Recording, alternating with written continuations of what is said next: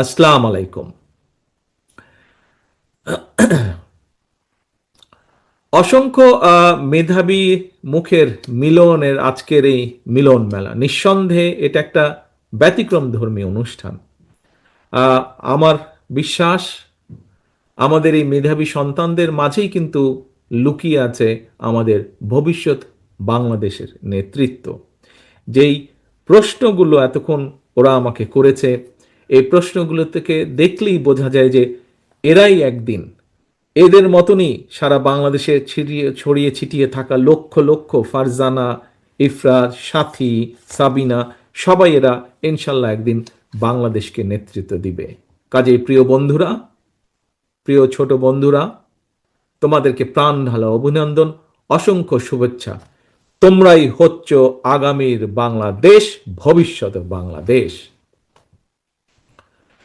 School মাদ্রাসার আমার প্রিয় কিশোর তরুণ বন্ধুরা, তোমাদের মতন কিশোর তরুণ কিংবা আমরা যারা জীবনের একটা পর্যায়ে এসে পৌঁছেছি, আমাদের সবার জন্য কিন্তু একটা চরম সত্য হচ্ছে যে জীবনের যেই প্রশ্নটা আমাকে সাকিব মনে হয় করেছিল, জীবনের সফলতার জন্য কিন্তু কোনো সরি, সাকিব না, খুব সময় সাথী করেছিল, ও বোধহয় ডাক্তার হতে চায়, যে অঙ্ক ভালো লাগে না ওর। আহ, তার উত্তরে যদি আবারও বলতে হয় যে জীবনের সফলতার জন্য কিন্তু কোনো শর্টকাট, কোনো পন্থা নেই। কাজেই এখন তোমাদের হাতের কাছে হয়তো নানা রকম ইলেকট্রনিক্স গ্যাজেট থাকে, বিভিন্ন জনের হাতে স্মার্টফোন, ল্যাপটপ, ট্যাবলেট, ফলে প্রয়োজনীয় বা অপ্রয়োজনীয় নানা কিছু অনেক সময় দেখতে দেখতে সময় অপচয় হয়ে যায়। এবং এসব কারণে কিন্তু খেয়াল করেছি আমরা অনেকেই যে অনেকের পড়াশোনার মনোযোগও নষ্ট হয়ে যায়। এবং এই অবস্থায় কিন্তু সোশ্যাল মিডিয়ার নানা রকম প্রলোভন উপেক্ষা করে বিভিন্ন পর্যায়ে এই মেধা প্রতিযোগিতায় যারা অংশ নিয়েছে, আমি বিশ্বাস করি, আমি দৃঢ়ভাবে বিশ্বাস করি তোমরা সবাই মেধাবী যারা যারা অংশগ্রহণ করেছিলেন।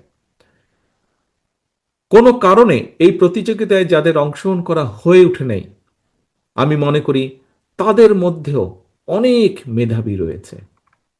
কারণ প্রত্যেকটা মানুষের মধ্যেই কিন্তু কম বেশি সুপ্ত প্রতিভা লুকিয়ে থাকে। এবং আমাদের আগামী দিনের লক্ষ্যটাই হবে যে যে কেরাত প্রতিযোগিতায় ভালো তাকে বের করে নিয়ে আসা, যে হাদিসে ভালো তাকে বের করে নিয়ে আসা, যে অঙ্কে ভালো তাকে বের করে নিয়ে আসা, যে খেলায় ভালো তাকে বের করে নিয়ে আসা, এরকম সব প্রতিভাগুলোকে ধীরে ধীরে বের করে নিয়ে আসা এবং সুপ্ত প্রতিভা বিকাশের পথকে উন্মুক্ত করে দেওয়া। খন্দকার শামসুল আলম ফাউন্ডেশন স্বাধীনভাবে এই এলাকার ৮০, আমি যতটুকু শুনেছি ৮০টিরও বেশি স্কুল মাদ্রাসায় একঝাঁক মেধাবী ছাত্রছাত্রীকে পুরস্কৃত করে, আমি মনে করি একটি গুরুত্বপূর্ণ বিশাল সামাজিক দায়িত্ব শুধু পালনই করেননি, একটি গুরুত্বপূর্ণ দায়িত্ব অব্যাহত রেখেছেন। আমি মনে করি আমাদের এরকম আরো বহু বাংলাদেশে আগামী দিনের জন্য এরকম শামসুল আলম ফাউন্ডেশন আমাদের দরকার। প্রিয় ছোট বন্ধুরা, শিক্ষার গুরুত্ব সম্পর্কে বিশ্বে বর্ণবাদ বিরোধী আন্দোলনের একজন মানুষের নাম তোমরা শুনেছ নিশ্চয়ই, ন্যানসেল ম্যান্ডেলা। এই ন্যানসেল ম্যান্ডেলার একটা ছোট্ট কথা আমি বলি। উনি বলেছিলেন যে শিক্ষাই হলো সবচেয়ে শক্তিশালী অস্ত্র। তুমি কিংবা তোমরা যেটাই পরিবর্তন করো, যা পরিবর্তনের জন্য ব্যবহার করতে পারো, অর্থাৎ শিক্ষাকে তোমরা যে কোনো ভালো পরিবর্তনের জন্য তোমরা ব্যবহার করতে পারো, এটা এমনই একটা অস্ত্র। তোমরা যারা আজকে এই অনুষ্ঠানে মেধাবী হিসাবে পুরস্কৃত হয়েছ, আহ, এর বাইরেও সারা দেশে অনেক এরকম মেধাবী রয়েছে। এবং তোমরা শুধু বাংলাদেশ নয়, শিক্ষার আলো দিয়ে আমি বিশ্বাস করি আমাদের এখনো বর্তমানেও সারা বিশ্বে বহু জায়গায় বহু মেধাবী বাংলাদেশি আছে যারা সেই সকল দেশকে বিভিন্নভাবে সামনে এগিয়ে নিয়ে যাওয়ার সাহায্য করছে। আমি বিশ্বাস করি তোমাদের মধ্যে একদিন এরকম শিক্ষার আলো দিয়ে শুধু দেশ নয়, দেশের সাথে বিশ্বেও স্বাক্ষর রাখতে সক্ষম হবে একদিন। সারা দেশের স্কুল মাদ্রাসার প্রিয় কিশোর তরুণ শিক্ষার্থী বন্ধুরা, সকল ধর্মের ধর্মীয় নির্দেশনা ও শিক্ষার গুরুত্ব সর্বাধিক। আমরা যদি আমাদের পবিত্র কোরআনের একটি আয়াত দেখি, প্রথম আয়াতটি হচ্ছে ইকরা বিস্মি রাব্বিকাল্লাজি খালাক, পড়ো তোমার প্রভুর নামে। তোমাদের জন্য এই মুহূর্তে তোমাদের বন্ধু হিসাবে, তোমাদের ভাই হিসাবে, যেভাবেই তোমরা মনে করো, তোমাদের কাছে একটাই আমার পরামর্শ, লেখাপড়া, লেখাপড়া এবং লেখাপড়া। আমাদের প্রিয় সন্তানরা, তোমরা ইতিমধ্যেই দেখেছো, বিশ্ব বর্তমানে আর্টিফিশিয়াল ইন্টেলিজেন্সের যুগে কিন্তু প্রবেশ করছে। মেধাবীদের জন্য বিশ্বের দ্বার এখন উন্মুক্ত। জ্ঞান, বুদ্ধি, মেধা এবং যোগ্যতার প্রত্যেকটা ক্ষেত্রে প্রতিযোগিতা সর্বত্র।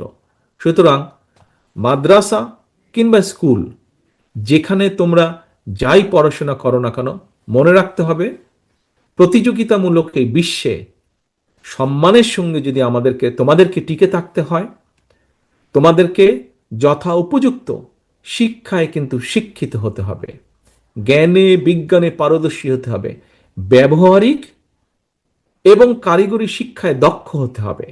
এবং নিশ্চয়ই আমার এই যে প্রশ্ন উত্তর, এখানে নিশ্চয়ই তোমরা বুঝতে পেরেছো যে আমরা সেভাবেই চেষ্টা করছি আমাদের দলের পক্ষ থেকে আগামী দিনের পুরো শিক্ষা ব্যবস্থাটাকে সেভাবে গড়ে তুলতে, সাজিয়ে তুলতে।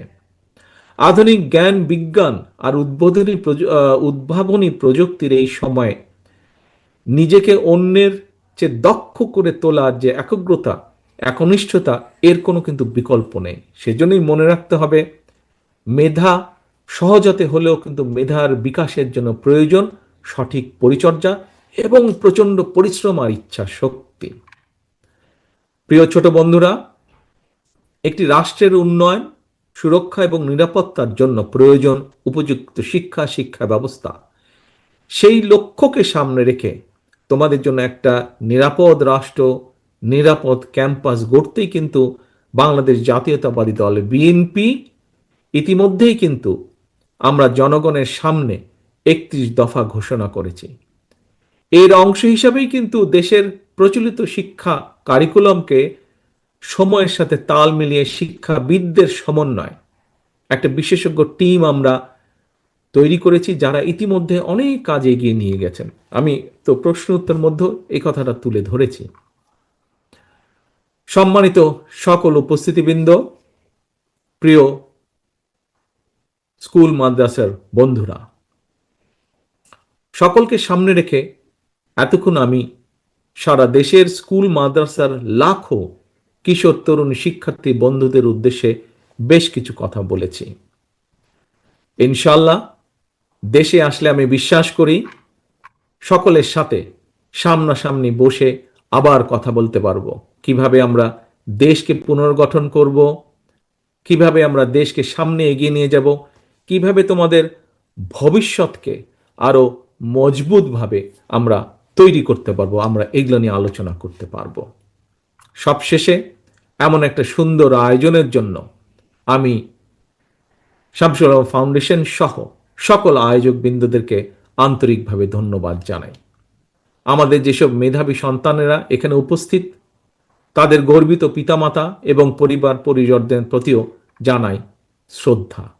সবশেষে প্রতিটি শিশুর, কিশোর, তরুণ তরুণীর নিরাপদ, সুন্দর এবং সমৃদ্ধ ভবিষ্যৎ কামনা করে আমার আজকের বক্তব্য শেষ করছি। আল্লাহ হাফেজ। বাংলাদেশ জিন্দাবাদ। বাংলাদেশ জাতীয়তাবাদী দল জিন্দাবাদ।